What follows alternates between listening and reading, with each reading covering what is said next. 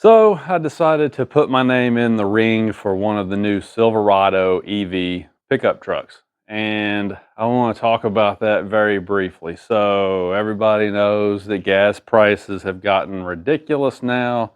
Really don't want to get into politics, don't want to get into it. But we all know that gas prices were way up here and then they went back down here and now immediately they're back up again. So it looks like that it's going to be at least a few more years to endure these really high fuel prices, and maybe even longer than that. We really just don't know. But the bottom line is gas prices are high and they've gone down a little bit, but I don't see them going back to $1.87 like they were in 2020. So a truck like this Tundra TRD is really expensive to operate. Right now, I mean, I drive about 20 miles one way to work, 20 miles back home.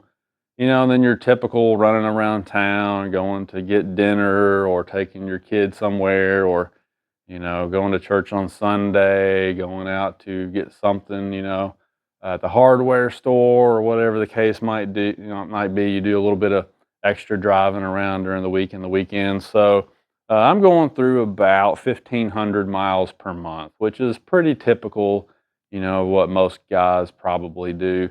Everybody's driving is a little different, but I think the U.S. average is somewhere around that ballpark where I'm pretty much at.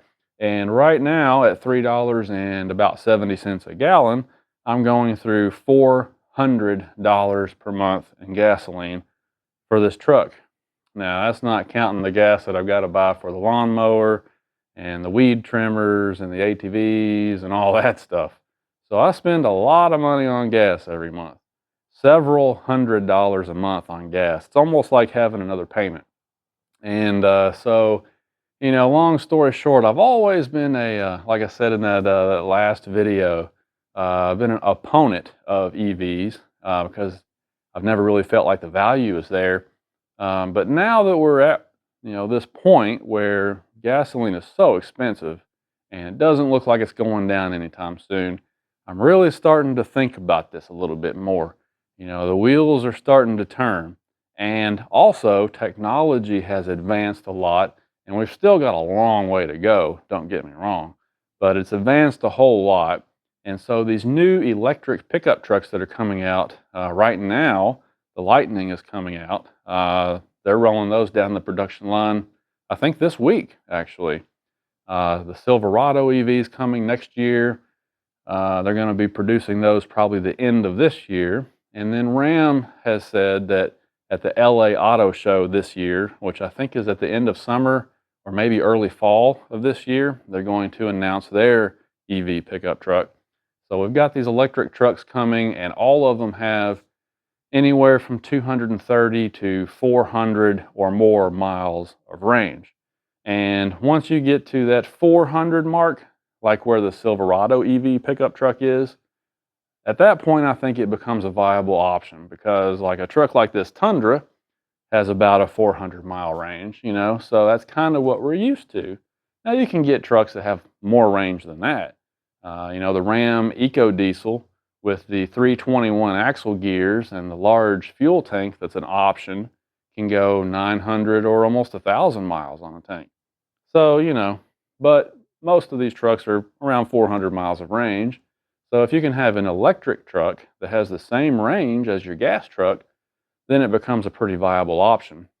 And I can envision myself putting a 240-volt outlet in this garage, probably back there on the back wall. And then when I get home from night, I always park the truck right here. So all I have to do is when I get home at say 4 p.m., I just walk around here, plug the truck up, go in the house. I usually don't go anywhere. Sometimes I go some places in the evenings. But for the most part, I'm kind of here. So, I can plug the truck up and it can sit there and charge for 12 or 14 hours before the next work day comes, which should be enough on a level 2 charger to give it a full charge. So basically, it's like having your fuel station at your own house. And, if I've got 400 miles of range, that'll get me at least through a week. So I'm thinking that this might be a pretty viable option. And I looked at the Ford F-150 Lightning, and those are completely sold out. They're not taking any more reservations for them. So that leaves the Silverado and the Ram. I'm not much of a GM guy, but right now the Silverado EV has the best specs on paper. You know, what they're promising us that they're going to do with that truck. It looks the best on paper. So I went ahead and put my name in for a reservation because those are probably going to be gone pretty soon. Um, and we'll talk more about the Silverado and what I think about it later on. Everybody knows it's ugly, but at this point, I'm kind of thinking more along the lines of function over form, right? It might be an ugly truck, but if it does everything I need it to do perfectly and I don't have to buy gasoline anymore, you know, I can live with it being ugly. But anyway, so I got in line to reserve one of those, and I'm waiting now to see what Ram does this fall. I'm a big Ram guy. That's my favorite brand of trucks, and I'm really anxious to see what they're going to bring to the table. And 4 more months, 5 more months, we should know because they said they're going to announce it this fall at the LA Auto Show. So later this fall, we'll take a look at the Ram. I think they're calling it the Revolution. I think that's the name they picked for their truck, Ram Revolution EV. Anyway, we'll take a good look at that and see what they're going to build, what it's going to look like, what the pricing is going to be on it. That's another big thing about the F-150 Lightning and the Silverado EV is that they have a model that's under $40,000, which is what I'm getting, just the basic model. It's all I want, $40,000. So if Ram does the same thing and they have even better specs on paper, I can always cancel my reservation for the Silverado. But I thought it would be a safe thing to do to go ahead and at least get my name in there, you know, get a spot in line. And that way I'm at least secured to get one of those. And then we can check the Ram out later. But anyway, I'll keep you updated on this process. You know, I had to go online and do a $100, yeah, it was $100 deposit, pick a dealership to work with and all that. And now I'm just waiting to hear more back. I guess the dealership will be contacting me next.